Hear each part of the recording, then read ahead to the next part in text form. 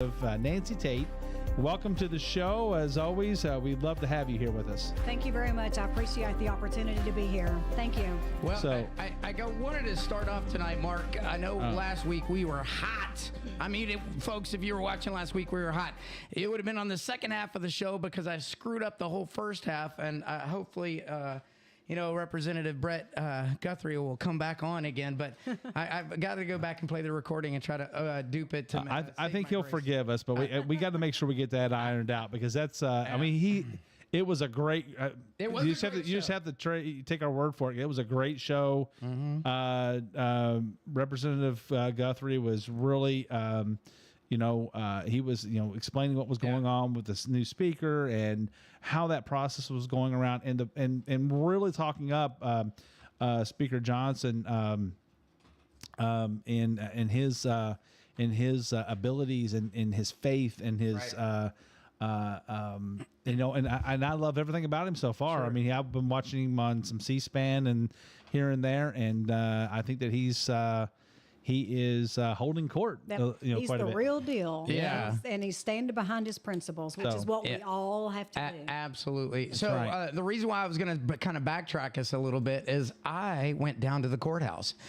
And guess what they have? Remember, we talked about this, and I knew they had to have it, but it is there. I'm going to pull up a picture, and it says, we are happy to help you if we can. Since we must be fair to everyone, we are only allowed to help you in certain ways. Now, folks, if you haven't watched our previous episodes, we've been talking heavily about the two individuals that came from out of town to Meade County to disrupt. They're known and notorious for taking videos everywhere they go to a government facility and trying to break all of the barriers that you could possibly break. But anyway, I got this up for you, and basically you can pin this back, but I'll read it to you while I got you guys on the camera. It says, we can explain and answer questions about how the court works. We cannot tell you whether or not you should bring your case to court. It says we can check your court papers for completeness. For example, we can check for signatures and make sure that they're current and the names and all that and the case is all right. But we cannot tell you what the words to use in your court papers mean. They're not lawyers. And then it says we can give you general information about the court rules, procedures, and practices, which they give you, like if there's court precedent or procedures that you have to follow if you appear in court. They give you a little pamphlet. It's like do's and don'ts of court etiquette or whatever. And then we cannot tell you what to say in court. I mean, so basically, if you go down this whole laundry list, it tells you that what they were asking for or what they had said was, we're here to get our papers, and then we're going to talk to them about these papers and have them explain them to us. And before, he said, well, after you get your papers, you're going to leave. And he said, well, no, I'm not going to be done. I'm going to get these papers read to me. And he said, well, no, you're not. And of course, then they escalated and they went back and forth. And they're not going to go back and read that because they can't provide you any legal counsel or any legal advice. Yeah. They can't do anything outside of, yes, this is properly filled out. And your witness, that was there the entire time. The whole time. Yeah. I know we kept looking for it in videos and stuff like that, but it's on the outer window before you even walk in. Right. So before you even go in to come we up, probably weren't looking for it early enough. No, but that's all right. I found it. I went down there personally this week. I paid my taxes. I got my Christmas card paid for now, so I'm good. Thank you, Sheriff Wimpy, for that. But I'm not going to diorama on that anymore. But to that, I almost want to tag them in our post so that they know that they're basically dumbasses. So anyway, so coming out of that, we just finished an election. Talk about it, Nancy. What do you think? Yeah, so I think that, there's a lot of conversation. I've been involved in a lot of conversation over the last couple of days. And there's, from my perspective, we've elected some very good people. And as far as I'm concerned, there's not really anything that's changed. Sure. Right? We still have a supermajority in the legislative branch because the legislators weren't on the ballot. Right. We haven't changed our judicial branch at all. That hasn't changed.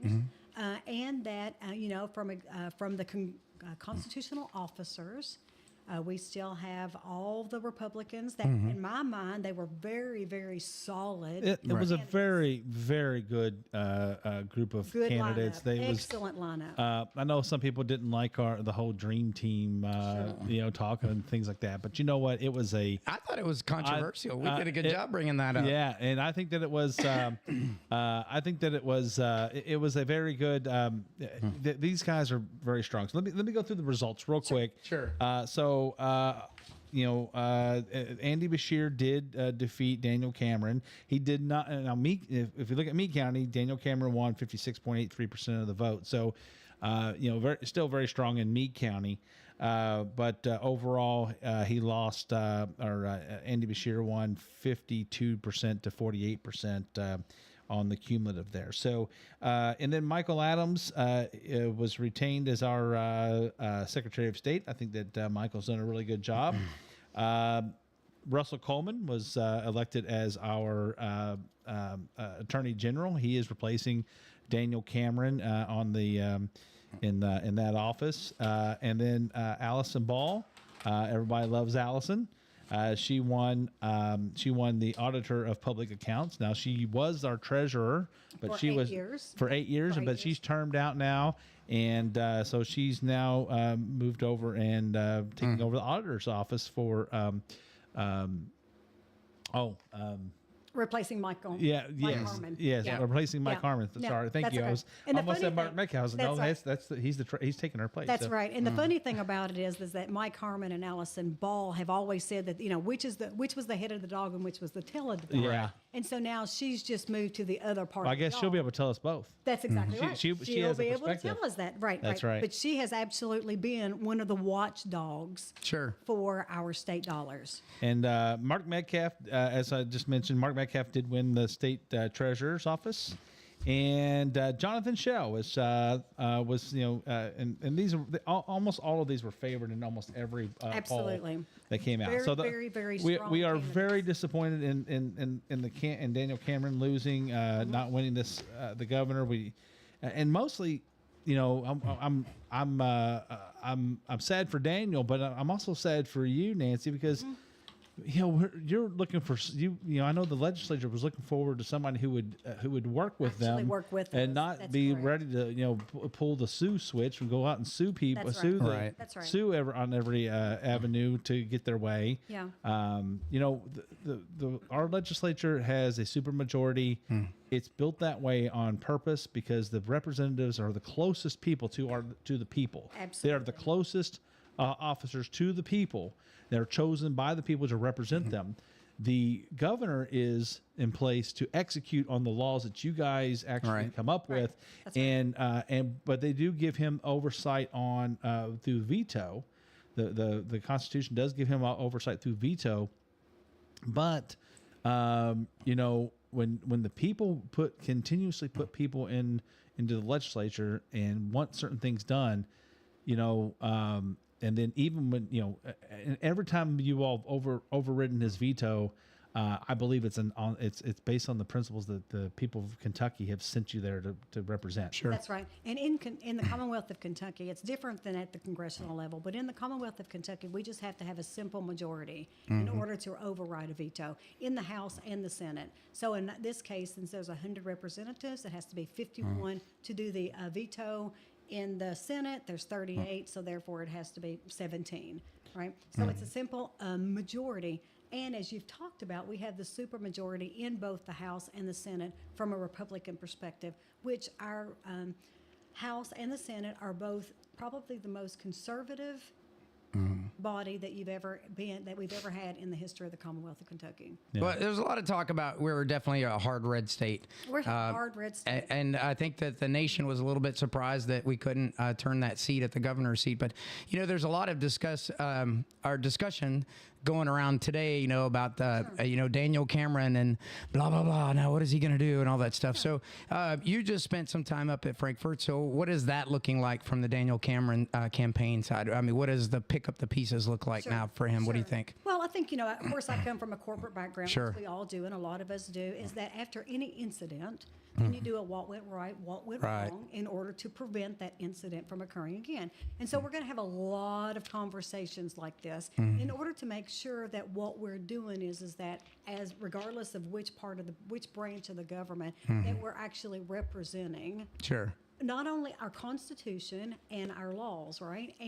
And when I say this, I mean the will of the people. Right. I'm not talking about mob rule. I'm not talking about, but I'm talking about what we're sent to do. And I mean, what- you're sent as a representative. absolutely. And you And I you have conveyed your principles and your insights to the people Right. during the election, so that they would choose you as their representative. exactly right. And now you would go, if you didn't go up and represent those principles, you would not be doing your job. That's exactly right. Yeah, and I have demonstrated. I think I verbally and demonstrated what my principles are, because I'm not one of those people that says one thing on the sidewalk and goes and does something different. That's right. We had the conversation on here last year or earlier this year, Right. Towards the end of the session, where you were removed from a couple of Yeah. Committees. because you stood up for principles. That's exactly right. And so, I mean, And that's I will do that every what else time. can we ask? I mean, That's exactly right. yeah, and we're very proud of you for doing that. Thank you, because you didn't send me up there to just get along. No. And No. you could send, I don't know, a teddy bear up there to just get along. Sure. You send me up there to fight for this district and to fight for the principles of this district, and that's exactly what I'm trying to do. What do you think we need to do to unify as a party? What do you think was the deciding factor that excluded Daniel from the rest of the group? Yeah, I think that one of the things, and I mean, think- let me I'll tell you this. caveat with that. That's exactly right. We did very good in Meade County representing all of our candidates. I think we did good as a county, but from a state perspective, I'm sorry. Yeah, that's okay. And I'll speak from myself. Sure. I think that it's very important for me to come back and be able to defend the policies. Sure. To defend the laws that we passed. And sometimes I might be like, we're always going back and we're refining those laws. Sometimes there are unintended consequences. Sure. But we try to make those laws as clear and as defined as possible. In some cases, we haven't. Like, for example, medical marijuana. When we passed that, we knew that we would have to come back in the following sessions in order to fine-tune that, and to make it to where it would actually be executable. But for the most part, we try to pass policies that are as good as we possibly can get them. And we learn from other states. We go out and look at what best practices are. We also say, how would that fit in Kentucky? How do we have to modify that to fit in Kentucky? Sure.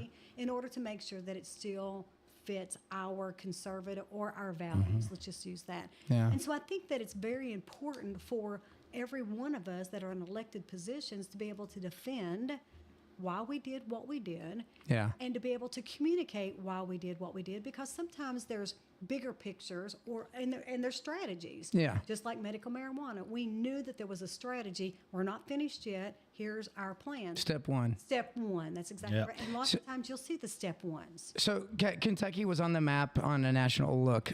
So too was Ohio. Ohio was voting on the abortion. That's what was your walk away? Yeah, from seeing the Ohio campaign from a national perspective. Again, we saw the money pouring into their state like it did into ours. What was your takeaway from watching that? Yeah, well, Ohio is very different than Kentucky. Sure. And the way Ohio is different than Kentucky is they're what they call a referendum state. Kentucky's not a referendum state. And so what that means is that a group can actually come in and file a referendum like issue one. And basically, then that gets put on the ballot. In the Commonwealth, the only people that can put something on the ballot is the legislative branch. Love it. Yeah, exactly. So in Ohio, what could have happened, and for the life of me, I don't understand why it didn't, but what could have happened is an opposing group could have filed an alternate referendum. And and if you look at the referendum in Ohio, it basically said that now there's abortion on demand, as well as it removed a lot of parental rights. And the issue one was very, very confusing again. And basically it said all the way down to that contraceptions were going to continue to be allowed. Well, contraceptions have never been, in my Right. memory, on the discussion. It hasn't been on the ballot. It hasn't been discussed at all. It hasn't been really in Kentucky. Now, while I might have certain opinions about contraceptions, and all of us do, that's not something that any of us really have the interest in making that part of the discussion, part of the language, part of the laws. Right. But so what could have happened is another group could have came in that would have had basically similar to protect contraceptions, but to prohibit abortion on demand into going into the Constitution of Ohio. Yeah. I mean, now that has completely tied the legislative branch ability to do anything in the future. Yeah, and that's part of what we've talked about here in Kentucky is that since there's nothing, in the Constitution, we had tried to put it in the Constitution that there wasn't a right or to an abortion, or that there wasn't a right to prohibit abortion. Right. And that way, it could be the legislative branch's ability. It would, I mean, it worked both ways. Absolutely. That's right. It worked both ways. It just said that there was nothing that said there was something, and it said there was never said that it said that there wasn't something. There wasn't or wasn't. It was or wasn't. But it wouldn't be paid for by government dollars. That's exactly right. And that would have left it between you and your doctor. Your doctor. And all these folks from Planned Parenthood come in here and get you to believe something completely different. That's exactly right. They completely confuse the topic, just like they have for the past 50 years. Whenever they, for example, they use the term fetus. Yeah. As we know, and those are fancy terms to confuse us. Well, and we talked about this on a show previously. It's just like the student loan debt, right? That's if right. we start paying for if government assistance subsidizes student loans, what do you think is going to happen to all the tuition rates? Well, for one thing, it's absolutely going to go exponentially It's the same higher. thing we did with Medicaid. Absolutely. As soon as we started funding abortions through Medicaid or government-funded programs, they raised the prices. Absolutely. All of the pharmaceutical industry raised the prices. That's why we talked to Brett Guthrie about this, because he's leading the committee on this, right. where he's talking about what are the Health set services. costs. That's exactly. We want the free market Sure. to control the cost and the price of That's things, right. not the government and government money. As soon as you subsidize it, it's going through the roof, and everybody's making a ton of money, except for the people that are suffering from That's it. exactly right. Yeah, And so- those are the people that aren't, for whatever reason, can't get the scholarships, Sure. can't get the tuition assistance. Yeah, That's but- exactly right. But I don't believe that for 1 second, that whether you're a disadvantaged person, you're on Medicare from the state, that even then you get to use those government funds because you couldn't, take care of yourself. That's right. I'm just saying. So, There are people that obviously none of us want anybody to be dying of starvation. On the Sure, streets. None absolutely. Of us want that the people that can't afford that for whatever reason, they're elderly or they're disabled or whatever, that they have to have that subsidy. sure. But we don't want able-bodied adults. 44% of the population that's able-bodied are currently not on a payroll. With the COVID and such, there were people who were on the payroll because the way it was structured, you couldn't remove people from Medicaid, and so I knew people who were making $60,000 a year and were on Medicaid. That's exactly right. And because the they're expansion. just now getting pulled off of Medicaid. Well, I mean that was part of the group of people that's getting pulled off of Medicaid. And they were talking about people losing their insurance and Right. things. Well, it's because if you're making $60,000 a year, you should be able to afford a certain level of care. So it's interesting you say that, because Vicki and I obviously all know the adoption situation with the kids and everything. Obviously, when they were in foster care, they were actually entitled to benefits through Head Start. Yes. And then, you get on the list for Head Start and stuff like that. If you're in foster care, well, that's a plus. And then if your income level is a plus, right? Well, I know that our income level is like, you know what I mean? But Head Start program is like... Fortunately for you. Yeah, absolutely. But the Head Start program is like, I think, better than any pre-K school that you could get into, right? I would love for Lillian to get or Stevie to get in there. But, when I start looking at the thresholds that they're looking at for the income, I'm like, honey, I would never want to put myself on that list and put myself and bump somebody that's in these income levels, exactly right. because they're talking 14,000 for the first income level, and here you got like able-bodied adults getting 60 grand a year from COVID benefits paid out because they decide they don't want to work anymore because they're government handouts. Yeah. And it's sad. I mean, in this instance, it wasn't they were getting $60,000. They were actually in a job making $60,000 a year and still on Medicaid. Yeah, well, I got it. Right. And I mean, and don't get me wrong. I mean, they took advantage of the system that the system was there. I'm not even faulting them for that, but we needed to patch that hole. That's exactly right. And the reason why this conversation is so important is because Daniel Cameron's position on this was exaggerated, and there were some untruths on this. Absolutely. Oh, yeah, absolutely. Because Daniel Cameron's position is that if you're able-bodied adult, then you need to get to work. And we see help wanted signs everywhere. You know, if you're a small business, a large business, it doesn't matter. You're suffering because we don't have Our the businesses workforce. are competing against government handouts. Exactly. And Which it's is hard to compete because we are a small business. I'm still wanting to do a FOIA request to all of the school districts, to the State Board of Education. I want to see every email from every teacher for the last 9 months. Yeah. And I want to see. And That would be interesting because I think they would have, as long as it goes through the education. It's like we talked about, you know, the legislature. You know, you can get that information, right? That's right. And if they were receiving and having political conversations on their government forwarded email account, then you would see what those were. So yeah. But anyway, sorry, I didn't mean to sidebar on that, but it's just thought. But that would be. The I would like to see the that. Twisted. You know. Okay, so what that means, that it goes back to what I've said initially, is that it becomes every elected official and appointed official's responsibility to be able to defend the policy. Absolutely. And so whenever there's untruths that are talked about, then we should be able to, Daniel Cameron, all the candidates, we should be able to, and we need to, it's our responsibility to go back and defend those policies. The problem I have with defending it, though, is we didn't have the same platform to defend it. If all of these teachers across the state are getting all these emails, especially, you know, going against, I know one of the political points was education, right? And that you're going to lose your dollars because Daniel Cameron's all about let the dollar follow the child and all that stuff. Well, that's becoming a very popular thing anyway, because that's just a national thing. But the bottom line is that's a funnel for information flow, and they're doing it because of the unions and stuff. But to your point, we have to be firm and affixed to have a counter to anything, regardless of our level of access versus their level of access. It's still being ready and visible and not waiting to come back and counter. You're absolutely right. That's exactly right. Where do you think that we made where do you think we should have just really attacked? What do you think? Which subject? Yeah, so there were a couple things. One of the things that I thought was very interesting whenever I was knocking doors, the reason why I knock doors is I love to do that because it actually, people tell me what their main concerns are. Well, one of the things that repeatedly I was discussed with me was that Daniel Cameron was coming after our medical records. Well, no. That was a lie. That was a lie. Well, absolutely. And the reason why is because... It's a lie number one. Yeah, that's right. Because Daniel Cameron cannot come after a HIPAA law. That's right. HIPAA laws were put in place in 2000. But what they're forgetting is that when you're on Medicaid, here's the thing. When you're on Medicaid, you're on a government insurance program. That's right. And the insurance, right?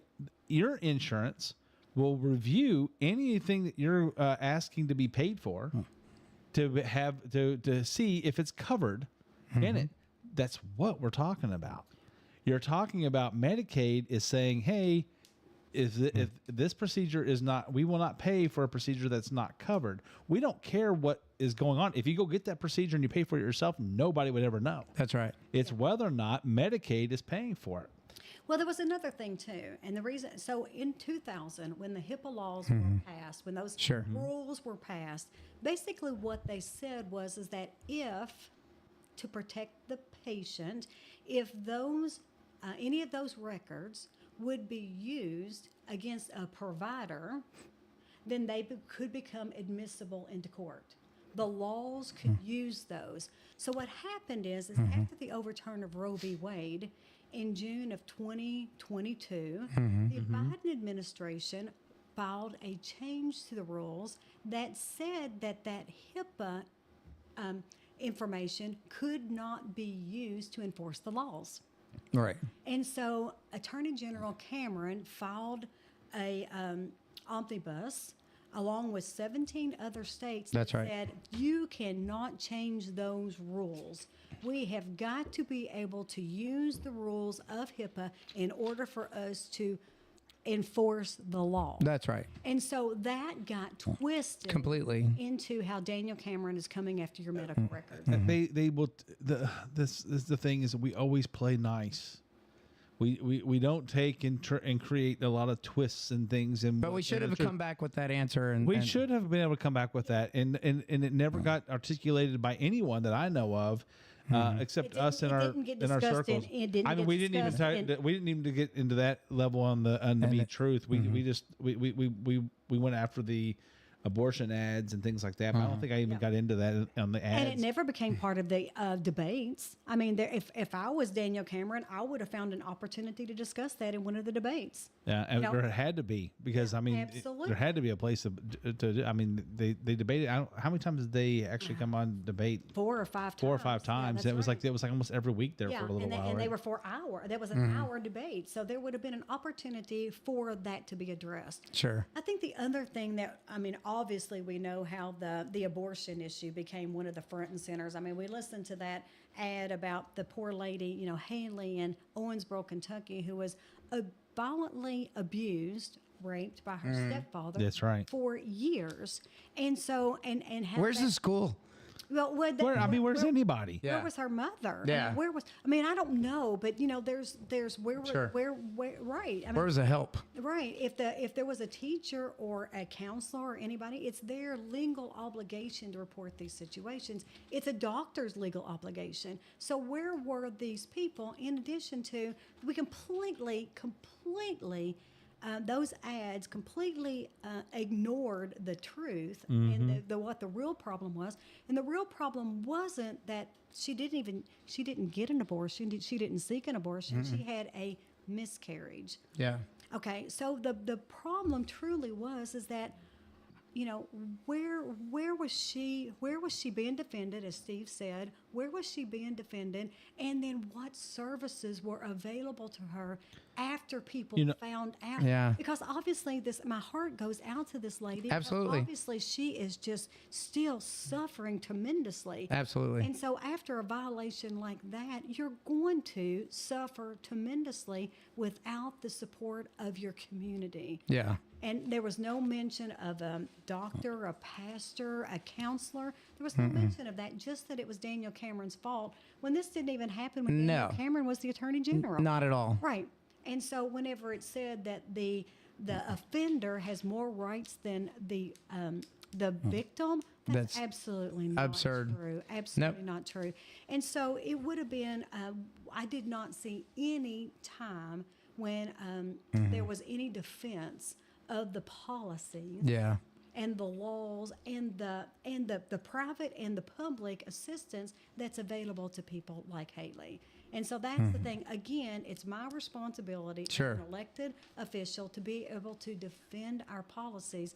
And part of that is that right now there are no legal abortions in the Commonwealth of Kentucky except for the life of the mother. That's right. That's because we think that every life is important. That's right. A gift from God. It absolutely is. That's right. Every life has potential. Absolutely. So we had an interesting conversation about this earlier because that is we all agree that's our Christian belief. Moral and ethical. Absolutely. Ethical. That's right. Without even getting into faith and scientific. I concur. Absolutely. Not even going to go down there, but it's interesting that we talk about this because there's a long-standing discussion for folks with that are getting older, even in veterans care, who would like assisted suicide.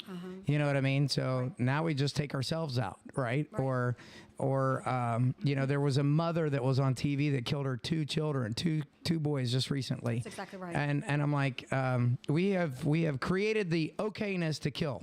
Right. Kill yourself, kill a child. We have devalued the value. We've devalued life. Absolutely, we have. And that's what I mean. That's part of one of our articles that we had in the Me Truth, where we talked about,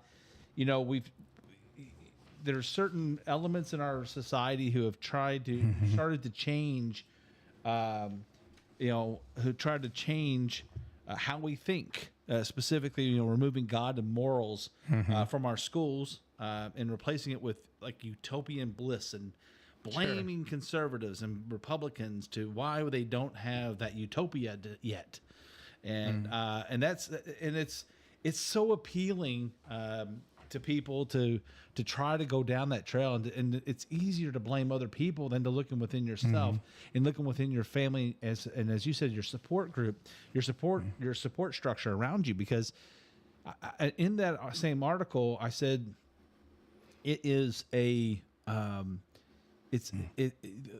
you have a family with love in that family, the odds are you're not going to even think about aborting a baby because there's love, right? If a mother loves her daughter and a dad loves his daughter, and something happens in this situation, and she's raped by somebody. The first thing is that we as a state need to eliminate that person from our society, put them in jail, make sure they're there for life.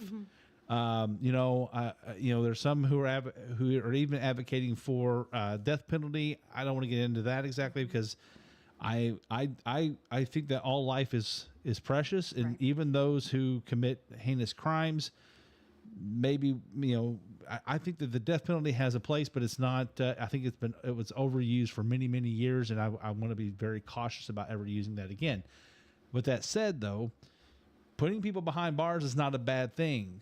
I would much rather put people behind bars. I would much rather put people behind bars who are doing these things to little girls, and in some cases, a lot of cases, little boys, and throw away the key, get them out of society, so they're not walking the streets and like Hamas. Wipe them out. So it's like so the other half of this is, so where I'm going with this is that, we get them off the street. That's number one, get them off the street so we can protect them from any further harm. And two, it shows that we're willing to, it'll show everyone that if something like this happens, let us know. We need to know so we can, as a society, can get together and rally around you. And then the second thing there is that, hey, and the next thing is that now we have to put a support structure around them that they know that they're not going to be alone in this. And if they're, and if their family is loving them, they're going to love the baby. They're going to love that child through this. That's right. And they're going to become they're going to be able to get over it. But if you just come in and say, "Oh, we got to kill the baby. We got to kill that baby. We got to get rid of the baby because I don't want to ever think about it again." That's usually a parent or somebody that's telling them that I'm ashamed of this, and I want to push you away. If you don't, if I have to look at that baby, it's going to remind me forever. Well, that little girl, most of the time, that little girl is going to regret that decision because she's going to think about the what if.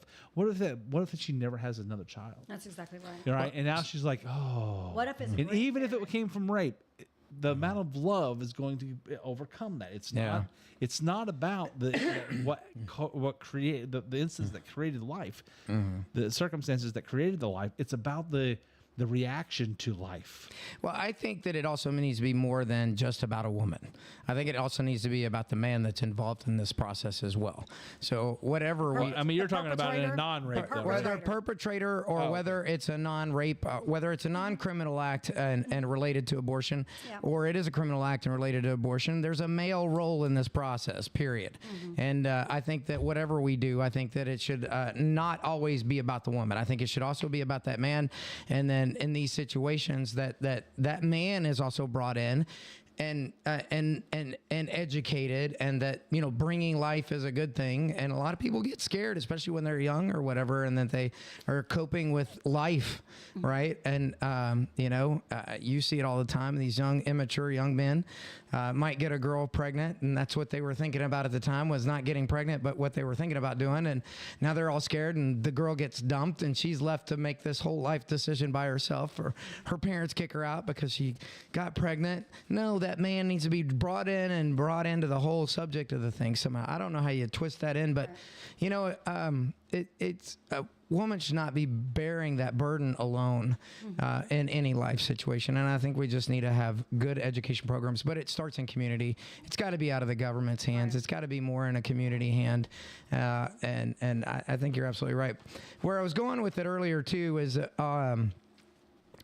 I think that we've undereducated our Kentucky citizens about what our law says. And I do think that there's a confusion between doctors who probably practice in the state that will be afraid to do it or not afraid to do it, to assume the risk of whether or not it's life-threatening, and, you know, because of malpractice suits and all those other things that can be brought against them. So I think we need to provide a clear path and defining that too for the medical community, so that they're not scared. There has been. Yeah. As a matter of fact, Daniel Cameron has put out statements at least twice on what this means. And that, you know, the interesting thing about the medical community, Steve, is that the medical community treats both the baby and the mother as patients. And there's virtually no situations where the life of the mother. And so we can talk about like a topical. Right. Well, there's not a vibrant baby there. And so that baby is not going to live, but it will propose a risk to the mother if that baby continues to grow. That's right. So then that is certainly the life of the mother. Absolutely. And so the doctor is going to make that decision, and that decision is welcomed, absolutely welcomed. And they like to confuse the fact that a spontaneous abortion, which is a miscarriage. Right. They like to confuse that with an abortion.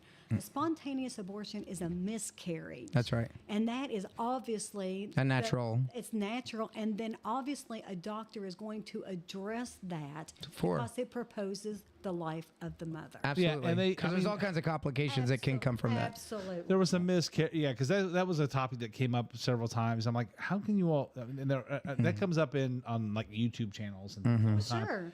Oh, you think that? And there's these very liberal ladies who will make the comment like, you believe that if a woman has a miscarriage and the baby's dead in her womb, you're not allowed to go get that baby out. That's I'm not, like, that is absolutely not true. Ludicrous. It's. I mean, but these people. The scare tactics. Yeah, it is. But the thing is that these people are the targets of the scare tactics. That's right. They have been scared into thinking that's true. Yep. That's what these bills are about. Yeah. And they don't understand that they're being played. Yep. Yeah. That they're being fooled. Well, and I'm telling you right now, I believe if you made a decision not to vote for Daniel Cameron based on these ads and things, then you were fooled. You were Absolutely fooled, and their tactics worked, and now they're going to keep doing it, and they're going to keep doing it, and keep doing it, and we've got to do something different in how we message on these things. Now, the one thing, Steve, that both of you all touched on, Mark and you and Steve, is that one of the conversations that I got involved in, because I like to have these conversations because it helps me to educate me. One of the things that a man said, he said, well, Nancy, are you telling me that if my wife gets raped and she gets pregnant, which is really only 1% of the time, but if you're a 1%er. It's less than 1%, I think. That's exactly it right. is. Yep. Truthfully. So, but are you telling me that you expect me to support my wife, to support that baby for 9 months? And the immediate response is absolutely, because if I got raped and I got pregnant, then I would certainly expect my husband to support me. And my response was, well, I'm really sorry for your wife that you feel that way, but he kind of has a valid point. In a way, he has a valid point. And that's all about the community support. Yeah. And what services can we provide, either public or private, in order to support that family? Sure. Once that violent crime occurs while they're pregnant and then after the baby is born. Well, that's even more reason to put them in jail for life and have them working there to support that child. Every dollar that's earned in prison. Well, she's talking about the. I know what you're talking about. But I mean, just to provide dollars back into the whole. Anyway, go ahead. Right, but it isn't. But if that mother decides to keep if that family decides to keep the baby, okay, then what are we going to support that family? Sure. But if they choose to put the child It's up up for for adoption. what are we going to do to support that child. Yeah, I mean, we And I think Same. that's a really valid question, Sure. which I'm We as very a- interested. we as a society, as a community, have to step up. Well, we have to, if we're, and we do. I mean, We do from our faith because standpoint. yes, because our faith tells us we need to do that. I mean, I know. I think that we've the things lost that you that a lot. support through your church, the things that we Same. support through our church. Absolutely. It's not about just trying to build a church. It's not trying. No. It's about making sure that the community, community is that we're, supported. we're commissioned and biblically commissioned to go out and do this, Right. to take care of those who are less fortunate and such. The thing is that we're not against that at all. As a matter of fact, we are 100% for that. I'm just like, my only thing is I don't want the government to force me or anyone else to do that on that behalf. I want to give it willingly. Well, I want to be a happy giver. I think the problem is that I'm not happy because the government doesn't know how to do anything well, efficiently. Once we get involved, we mess up everything. well, it is, but I mean the whole but Planned there is a Parenthood. purpose. There's It's a not purpose. efficient. I mean, we know. understand that we need to do these But things. the whole purpose of the state government is to take care of the weak. Yeah. Right? Yep. It really truly is to take Safety. the safety. It's to It's to support- provide a common, it's to provide for our common good, but that's whether you're poor or not. That's right. All right, you shouldn't have to. We as faithful people, we don't mind giving a little extra Absolutely. for And, and Medicaid and things like that, right? right. And to your point, I mean, I forgive me, I might be just a little bit wrong, but we're so blessed here in Meade County. We've got, I think, 42 churches, Yep. right? We've got Celebrate Recovery. We've got AA everywhere. We've got Teen and Man Adult Up, Challenge. Teen Adult Challenge. We've got Man Up. We've got Sierra's- Women yeah, of Worth. Sierra's We've House, got yeah. Sierra's House. I mean, Yep. we've got all these services that the community. What's The now? What's community has put yeah? together. I mean, and a lot of these things are within the last 4 or 5 years, but they're here. They're And they're here. here because the churches are supporting that. Because we are a community. The The community, community as a whole is Mm-hmm. supporting that. So That's exactly right. And so I yeah. think that's what we need to do is continue to support. If everybody would Mm-hmm. support their community, then what a world this would be. Absolutely. So if we Yeah. continue to support our community, But I think that, well, I mean, It'd be nice if we this is could going to get be a that all big, the this is way going to be a across broader every- it's going to be a broader conversation if we go down this trail. But I'm going to say it. I'm going to say it anyway. The if you have to think about this, the more money that the federal government pulls out of our check, the more money that Kentucky pulls out of our checks, the less money that goes into community, the less thing that we can put in locally. That's true. And that makes it harder because they're pulling out for their pet projects. And our projects in the local level have begun to suffer because we used to have, the Catholic charities and things used to run the orphanages, right? that's It correct. wasn't. I mean, it wasn't state-funded orphanages. I'm sure there were some, but that's for the most part, they were charities. that's correct. And whether you were Catholic or not, a lot of people gave to them because they knew that it was a Still need. do. Yes. And they still do. Still do. That's But right. there's not nearly as many Catholic orphanages as there used to be. Yeah, and There- the reason why was because there were rulings that were made that were contrary to our faith. That's right. And so, fortunately, the Supreme Court stepped in and said, "No, faith trumps law." Yeah. And so, in this case, we were able to. But at the time, a lot of the damage was already done. Yeah. I mean, it was already breaking things down and driving wedges from between the orphanages and the community, and of course abortion is really has really pushed. It's sad. It's sad the way this has all come down in our history, and how do we get out of this rut of making, in my opinion, bad decisions. Roe v. Wade, I think, was a bad decision. Yep. It's It was totally unconstitutional. It's absolutely unconstitutional. But because it should have remained at the state level. Yeah, and what happens is whenever you have a decision like that that's made by the Supreme Court for 49 years, then what happens is people become confused.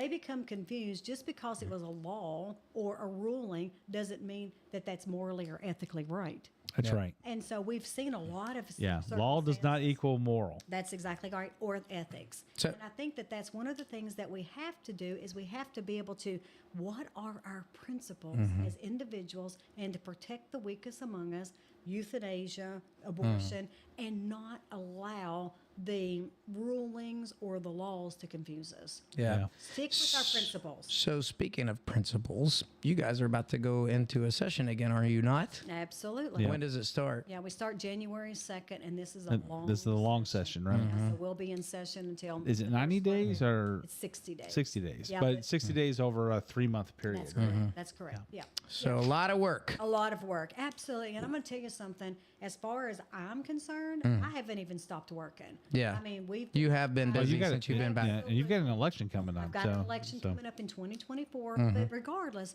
you talked about the money that goes to the state and that removes the ability from the community. We've got a national rape support services. There's work. There's money, federal money that's provided right now. So we need to make sure that we are tapping Getting some of into that money and using it wisely. Yeah, that's another thing is that when they pull money, when the government pulls out money, we have to understand how to go get it back. That's exactly and to right. go pull it out and use it for the things it's intended for, and so there's an opportunity for us all to do that.